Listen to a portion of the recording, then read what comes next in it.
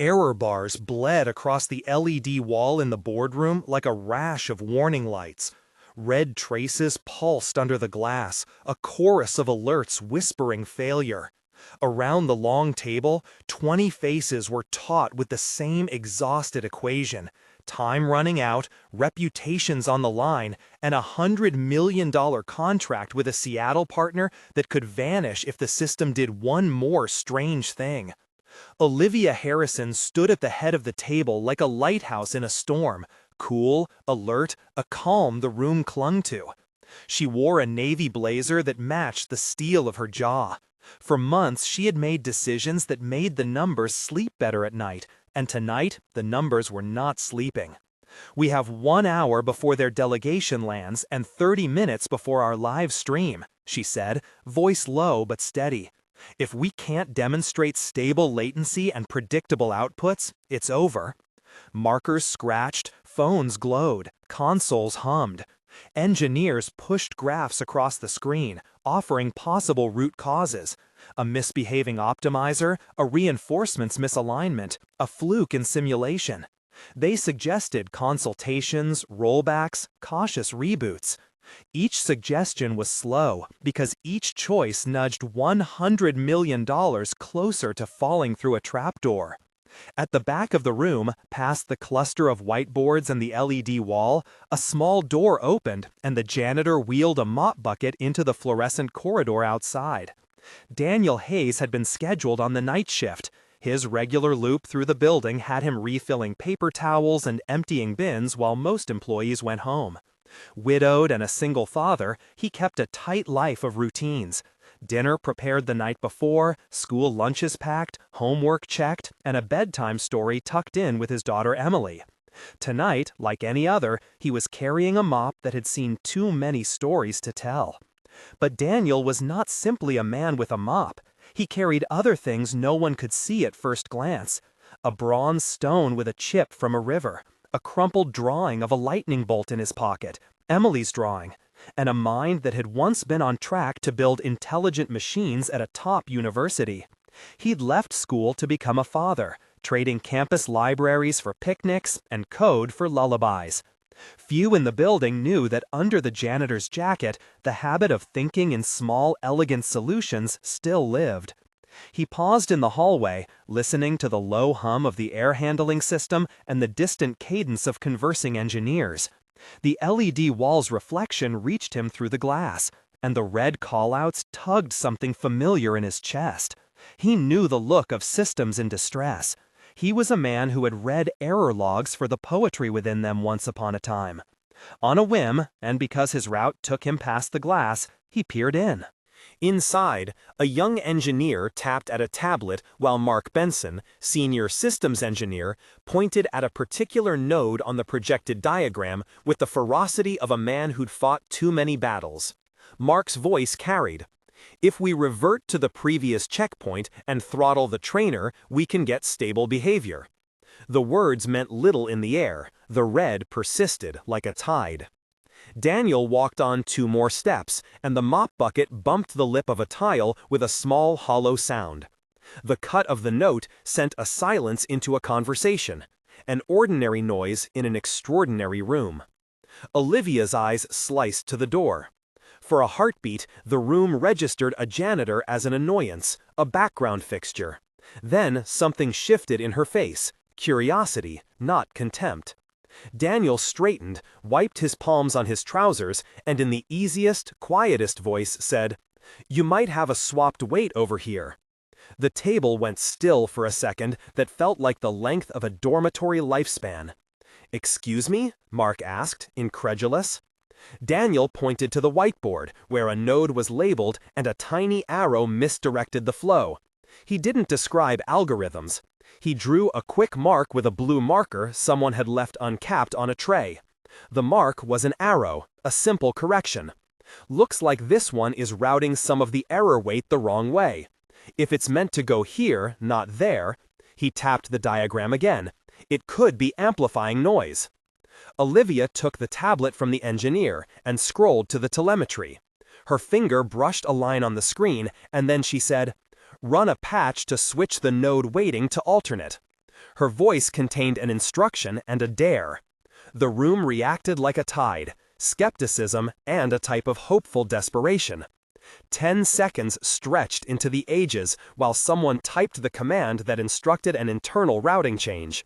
The LED wall flickered. The red bars retracted like a tide losing favor.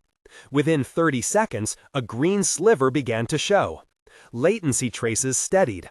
The room exhaled as if they had been holding their breath for too long. "Did you just—" Mark began, and then stopped. His hands pressed the table because he needed ground. Daniel smiled like a man who'd performed a small private miracle. It was not the smile of someone who wanted applause. It was the smile of someone who had seen a leak and plugged it with a finger. Olivia looked at him for a long moment, something like calculation moving across her features, then something gentler. "What do you do here exactly?" she asked. "Night janitor," he said, "and sometimes I listen." The boardroom did not convert to reverence instantly. Some turned toward Daniel with open curiosity, others with thinly veiled skepticism. A few tried to write the moment down as curiosity, but it was already a fissure in the organization's quiet assumptions. The idea that the person with the mop must belong forever to the floors, not the ceiling. If you love unexpected heroes, like this video. They didn't put Daniel on stage. Olivia didn't hurl him into the limelight like a stunt. She did something subtler and more dangerous inside a corporation. She made the room uncomfortable in favor of merit. She asked him to come closer as an observer for the next round. "Sit with the console," she said, "just for the walkthrough." It was a small acknowledgement, a test wrapped in a compliment. Daniel sat. The city lights outside the glassed wall looked like a scatter of lost stars. He pulled his jacket tighter and held his stone in his pocket. The engineers rearranged themselves.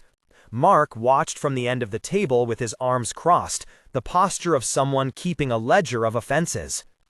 The next hours dissolved into a blur of adjustments.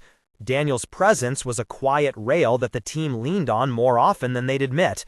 He suggested a small reweighting here, an alternate parameter there, language spare, metaphors plentiful.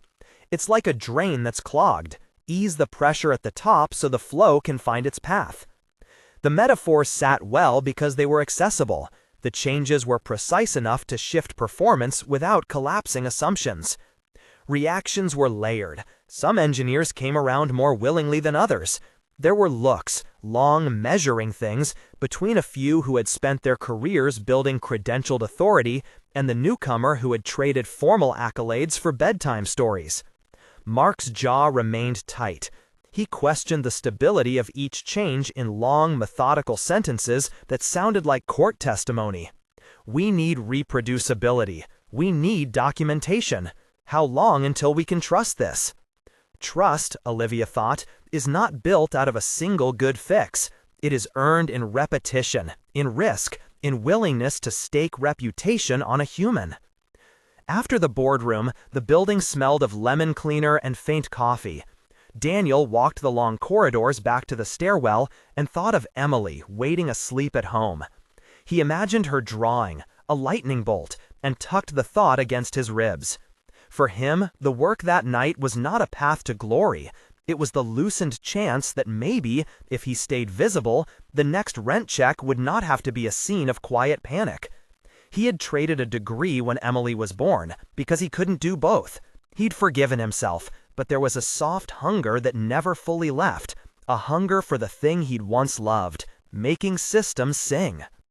Word spread in small, private channels. Olivia had the nerve to show the fixes during a morning update. The metrics looked better. Clients in Seattle noticed the trend line was calming.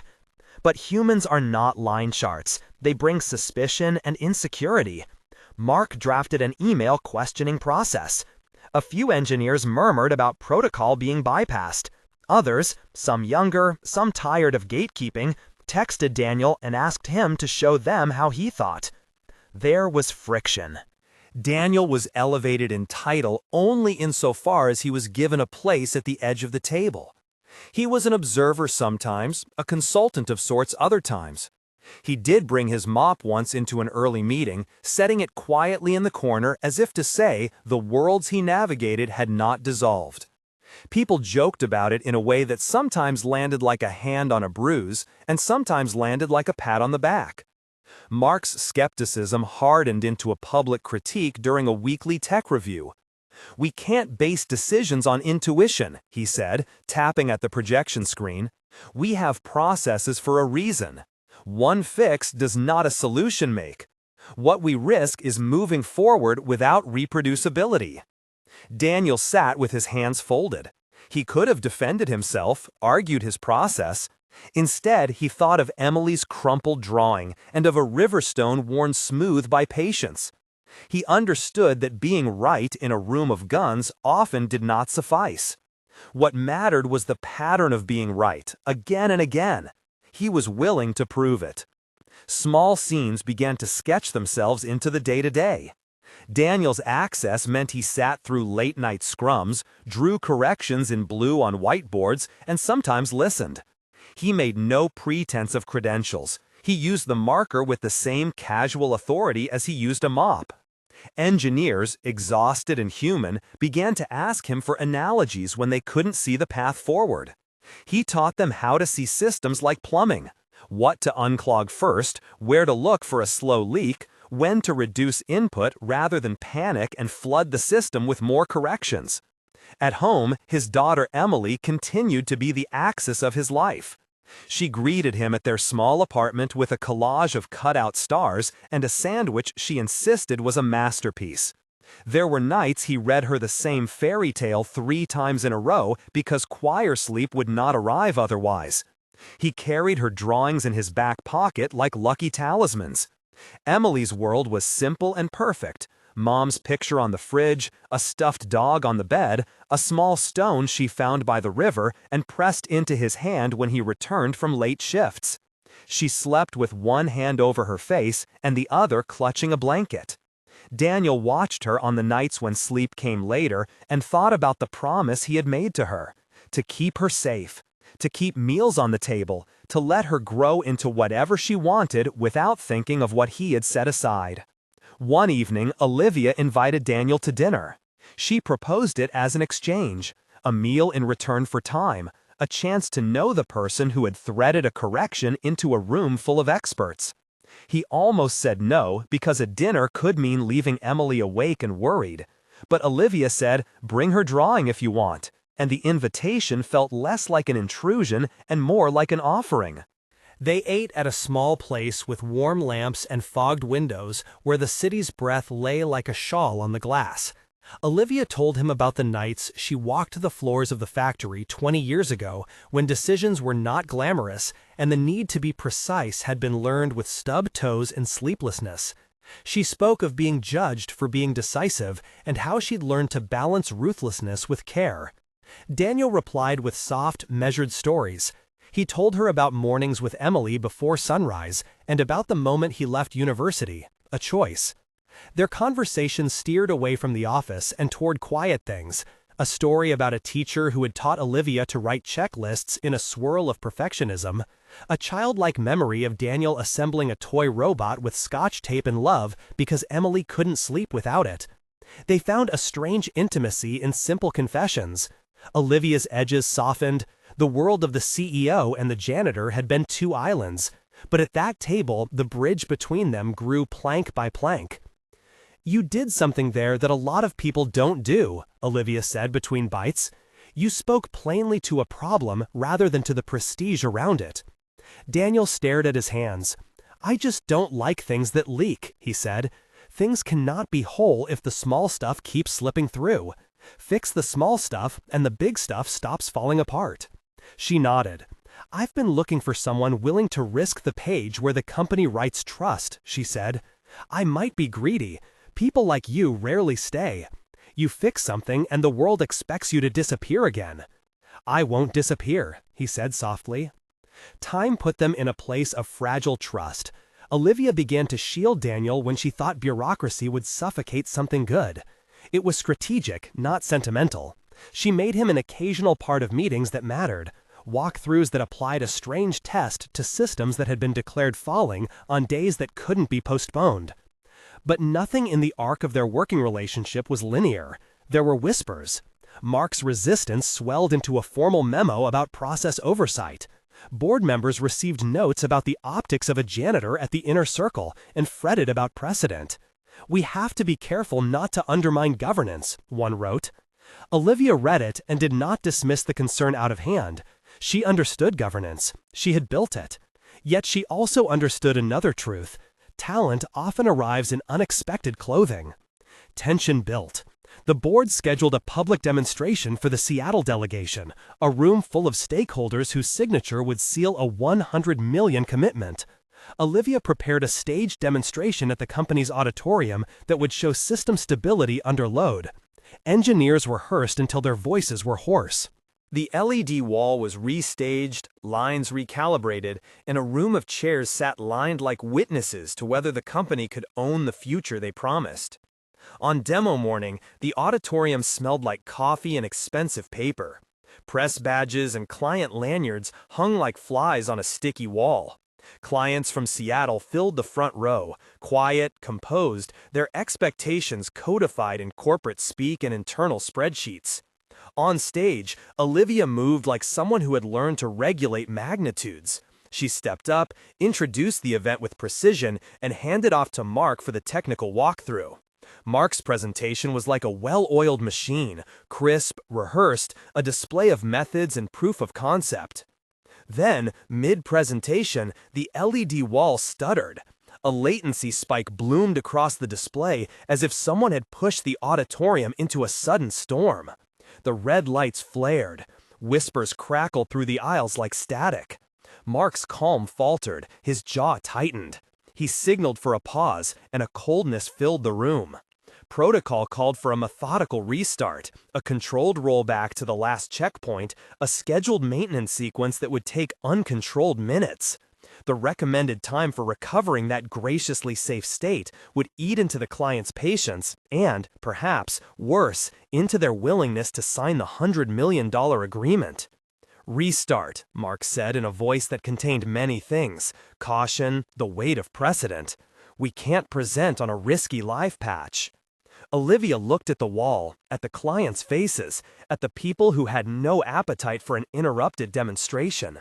Behind her, engineers hemmed and hawed, balancing the needs of prudence and the terror of losing everything. 3 minutes filed away like seconds on a life clock. Daniel, who had been sitting quietly at the tech table with his mop leaning against a column like a kind of flag, felt his stomach drop. He imagined Emily's face, her small hand warming his, the way she might wake up at night thinking she'd done something wrong if their rent couldn't be paid. He rose without ceremony. "You're not going to do a full restart here," he said to Mark, to Olivia, to the room. "You'll lose them." "What would you recommend?" Mark asked, brittle. Daniel did not reach for an elaborate explanation. He walked to the console as if he belonged. Operators looked at him like a man walking through a minefield. "We need to reduce the input pressure and rebalance the buffer," he said, borrowing plumbing images like lifeboats. "Give me 90 seconds to reposition the buffer and reroute the prioritization. It should settle without a rollback." It sounded audacious, a janitor advising technicians during the most consequential demo in the company's recent history. The room exhaled like someone holding their breath too long. Olivia's eyes were a soft, hard place. She could say no and rely on cautious procedure, or she could say yes and risk everything on a man many in the room still saw as background. She weighed governance against the thing that made her stay CEO, the ability to take a risk for the right outcome. "Do it," she said. Daniel's hands moved quickly but not panic-driven. He worked on the console using shorthand commands the way a mechanic greases a bearing, urgent but practiced. The LED wall blinked like a pulse while he adjusted a few internal weights, shifted a prioritization queue, smoothed a buffer. It was not a code wizardry scene. It was a practiced set of choices made in a language the machine understood. He thought of a drain that had been clogged. By shifting where the water pressed and giving the system a place to breathe, the flow would right itself. The latency trace wavered, then steadied. The red retreat was not dramatic. It was the patient yielding of a problem finding a solution. The room felt the tension lift like a collective exhale. Clients in the front row exchanged looks that were no longer just concerned. They studied the dashboard like archaeologists who'd found a surprising artifact. There was applause, hesitant at first, then warmer as the demo resumed and the system behaved. In the back, Mark sat with a face that had been reshaped by something approaching humility. He did not clap loudly. He had the dignity not to make a show. Olivia did not crow. She kept her composure and steered the presentation gently home. After the applause, she walked up the stage and extended a hand to Daniel in front of the clients, a small, deliberate offer of recognition rather than spectacle. The handshake that followed was quiet but resonant. The clients asked questions, their tones bending toward interest rather than concern. In a closed-door conversation after the demo, a representative from the Seattle delegation told Olivia directly that the demonstration convinced them the system was resilient. "We're prepared to move forward," the representative said, nodding. "We appreciate the transparency." When the meeting adjourned, the figures began to sign the papers that would knot Harrison Robotics to a $100 million contract. There was no sudden wealth landing in Daniel's lap. There was something more subtle and consequential, a formal invitation for him to join the core development team, initially as an apprentice analyst with mentoring, and a promise of paid training and a stable income that would change how he structured his family life. The promotion was not theatrical. Olivia wrote a short note. "Your perspective matters. Join us full-time. We'll pay you for your unique contribution." It read less like a pity prize and more like a calculated risk, one made by a leader who had the courage to trust results over resumes. But social change is slow and granular. Some colleagues adjusted easily and brought Daniel into their conversations. Others kept their distance. There were lunches where a few whispered and cast doubtful glances. Yet a few younger engineers, those who had grown tired of gatekeeping and in search of mentorship, leaned in. Mark, not yet reconciled, approached Daniel one evening with a coffee and a testy question about methodology. Their conversation was blunt and human. Correction and curiosity traded like currency. Over time, Mark's skepticism softened into a guarded respect. When asked later about the moment, Mark would say, with a voice that carried the ache of being wrong, "He had a clarity I hadn't seen in a long time." On the rooftop of Harrison Robotics building, where the fog lifted like a curtain and the bay glowed like a dream on the horizon, Olivia invited Daniel up for a private conversation. The city hummed below, traffic like a steady heartbeat. She offered him a formal role in the core team and acknowledged the friction he'd faced. "I understand the cost of this choice," she said. "You didn't ask for recognition. I can't promise ease, but I can promise that I will stand for your work." Daniel thought of Emily asleep under a blanket with her stone tucked into a pillow. He thought of the drawing of the lightning bolt, its edges messy and brilliant. "I want to be there for her," he said, "and I want to keep solving the leaks. If I can do both, then it's worth it." Olivia looked out over the water. "Sometimes the person you overlook is the person who knows how to steady the bridge," she said. She handed him a small card with her signature and a title. Her gesture held both recognition and the beginning of an institutional shift, slow and realistic. Back at home that night, Daniel slipped the card into a book and watched Emily sleep, the moonlight casting a silver line across her hair.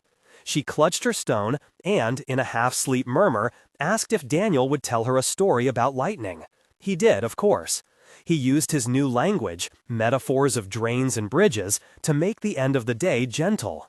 The promotion meant stable hours and a predictable income that would free him from certain anxieties, but it did not erase the small daily work of being a father. There were still homework nights and science projects and the occasional grown-up worry about bills. What changed was the shape of possibility. Over the next months, Daniel's role was a study in humility and adaptation. He learned formal processes and helped write documentation so that whatever adjustments he made were reproducible. The company built oversight into discovery. Olivia insisted on checks and balances. She insisted that merit be matched with methods. Mark mentored Daniel in systems governance, while Daniel taught Mark and others to see failure as plumbing that could be eased if one was willing to think in unexpected metaphors. There were setbacks.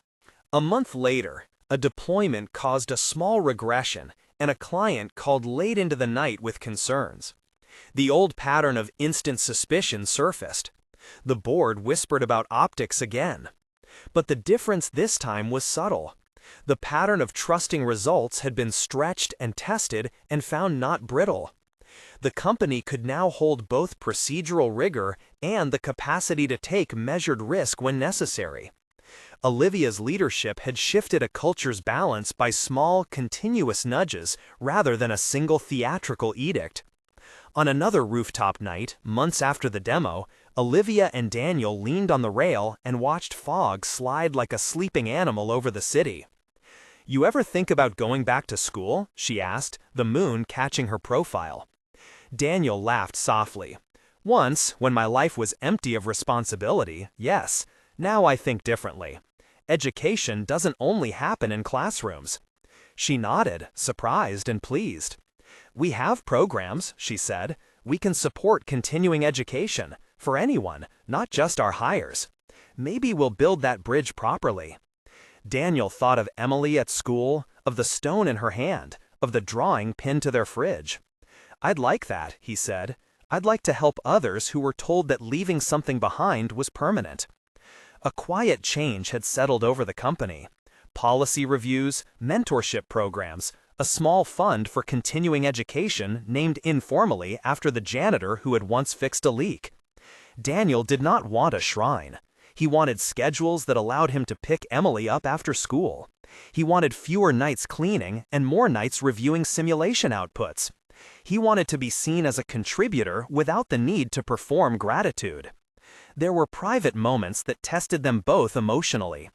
Olivia felt the strain of defending a non-traditional hire to a board that liked tidy narratives. Daniel had to learn to carry scrutiny without shrinking. They argued once about how much credit to give in a public announcement. Daniel bristled at any language that made him the centerpiece of a story about humility. "I'm not a headline," he told her, "or if I am, it's only to point somewhere else." "But the headline matters," Olivia said. "It matters to the young engineer who thinks they don't belong, to the parent who gave up a degree for a child. It signals what we value." They found equilibrium in small human acts. Olivia quietly ensuring Daniel's new role came with mentors. Daniel championing a colleague who lacked credentials but had bright ideas. The company publishing an anonymous piece about the virtues of diverse paths that shifted a few minds. Meanwhile, Emily learned to call him Engineer Dad at school when a classmate asked what her dad did. She would then draw lightning bolts with a mop and marker technique that combined both of Daniel's worlds. She slept better, knowing her father would be home more nights than not, and Daniel slept with the relief that the arc of their life had eased even just a little. The $100 million contract remained a fulcrum in people's memories, the thing that could have been lost and wasn't. But the real story was quieter and longer, a culture nudged toward humility, a leader making a risky but principled decision, a janitor whose perspective helped a room think differently. Harrison Robotics did not become a fairy tale of overnight acceptance. The company continued to have meetings where people opposed each other and processes were argued over. But there was a shift in vocabulary. The word merit broadened, the word background thinned. In the months that followed, the company's stability improved in part because the system had been incrementally fixed. Some changes Daniel suggested became standard practice. Olivia introduced an official rotation program for non-traditional contributors, and the firm set up mentorship stipends. Mark, who had once been skeptical enough to file formal complaints, now served as a mentor in that rotation, teaching governance with the grudging patience of someone who had been persuaded by results, not rhetoric. There were small, tender moments that marked the distance they'd traveled. Once, Daniel walked into a meeting and saw a young engineer sitting where he had once sat. The engineer's hands trembled with the nervousness of someone not yet sure that the door would hold open for them. Daniel slid a blue marker across the table without comment, and the engineer smiled like someone who had been given permission. In the corner of the room, a mop leaned against the wall like a quiet witness, a reminder that the work of cleaning up was never just about floors. At home, Emily pinned a new drawing to the fridge, a tall figure in a cape made of mops and markers, hand outstretched toward a glowing LED wall. Daniel kissed her forehead and promised to read every page she drew. He kept a small stone on his desk at work, a talisman of the river, smoothed by patient currents. When the nights got long, he would rub the stone and remember the stubbornness of water and how a small change could alter the path of the whole stream. The story of that $100 million night spread not as gossip but as a case study in organizational courage. Business schools did not cite it as gospel. Consultants debated the risks and rewards of Olivia's move. Some argued she had simply made a good bet. Others said she'd chosen to value a pattern of thinking over social proof. The narrative meant different things to different people, but to Daniel it was not about redemption or vindication. It was about being in a place where his contribution mattered, where he could breathe and provide for his daughter with dignity. At home, Emily penned a new drawing to the fridge, a tall figure in a cape made of mops and markers, hand outstretched toward a glowing LED wall. Daniel kissed her forehead and promised to read every page she drew. He kept a small stone on his desk at work, a talisman of the river, smoothed by patient currents. When the nights got long, he would rub the stone and remember the stubbornness of water and how a small change could alter the path of the whole stream. The story of that $100 million night spread, not as gossip, but as a case study in organizational courage. Business schools did not cite it as gospel. Consultants debated the risks and rewards of Olivia's move.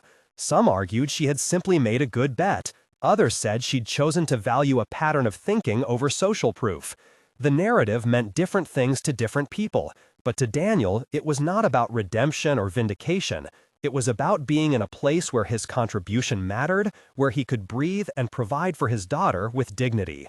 On the rooftop, one last time before the winter closed in, Olivia and Daniel watched the orange of sunset melt into the fog and discussed a program for continuing education. "We should make sure this isn't a gesture," Olivia said. "We turn gestures into systems or they die." Daniel thought about the people who had been invisible in their own careers and about Emily, who would not learn to shrink herself for the convenience of others. "Make it real," he said, "and make the chance to come back into the world of ideas something simple to access." That, for them, was the clearest lesson. Trust is not about ignoring process, it's about expanding the circle of who can contribute. It is forgiving the friction and building structures that support the fragile before they break. The epilogue was not a blare of trumpets. Daniel accepted the role, learning the language he had set aside and writing down his methods so others could follow. He still pushed a mop down empty corridors when he had to, but less often. He still slept with Emily's drawing propped under his pillow as if it were a map, not just an ornament. Olivia kept her hands on the ship, mindful of both risk and the need to reward unconventional merit. Mark reinvented his approach to governance, asking harder questions about fairness rather than about pedigree. Sometimes, in meetings, someone would lean over and say, "Remember the mop?" And laughter would ripple through, as if admitting vulnerability was a small, brave luxury. The company instituted a small scholarship for employees who had left schooling for family and wanted to return. The scholarship carried no fanfare. It carried a name, informal at first, and a philosophy. People carry knowledge in many ways. On a rainy morning, months after the demo, a young woman who had come in through the rotation program shared a simple line during a retro. "I wasn't supposed to be here," she said, voice brittle. "Then someone believed I could be." It was the same shape of sentiment that had moved Daniel from the margins to the table, a tiny human pivot that changed trajectories. The $100 million deal was not the only metric that mattered. It was the event that made the company look in a different direction. The headline that had once been a sensational story, "The Janitor Who Saved a $100 million Demonstration," was accurate in the sense that a man with a mop did help steady a room at the verge of collapse. But the actual miracle was quieter, a culture that allowed a person to be more than their job title, a leader who could risk institutional discomfort for a better outcome, and a father who could sleep a little easier knowing tomorrow was sturdier. Late one night, Daniel sat with Emily while she traced the lightning bolt on another piece of paper. "Do you remember when I fixed the big board?" he asked. She nodded solemnly. "You fix it like you fix toys," she said. "You find where it's stuck and you push where the sunlight is." He laughed, the sound like something untied. "That's the nicest way someone ever described debugging." She tucked a small stone into his palm, pressing it there with the seriousness of a small priest. "Because of the stone," she whispered, "it keeps you brave." Daniel put the stone in his pocket and felt the old currents of patience run through him. The world had not transformed into applause and certainty. People still made mistakes, and processes still needed refining. But a doorway, once narrow and seldom used, had been widened enough for someone to pass through without apologizing for where they'd come from. Sometimes the person you overlook is the person who knows how to steady the bridge. Sometimes leadership is not about being right alone, but about the courage to trust a path that looks unfamiliar. In the end, the $100 million was saved not by spectacle, but by small decisions, clear thinking, and the quiet courage of a single father balancing the weight of work and love. If this story moved you, subscribe for more real-life style stories of unexpected heroes and the small choices that change everything. Tell us where you're watching from and share it with someone who needs a reminder that people are rarely what they first appear to be.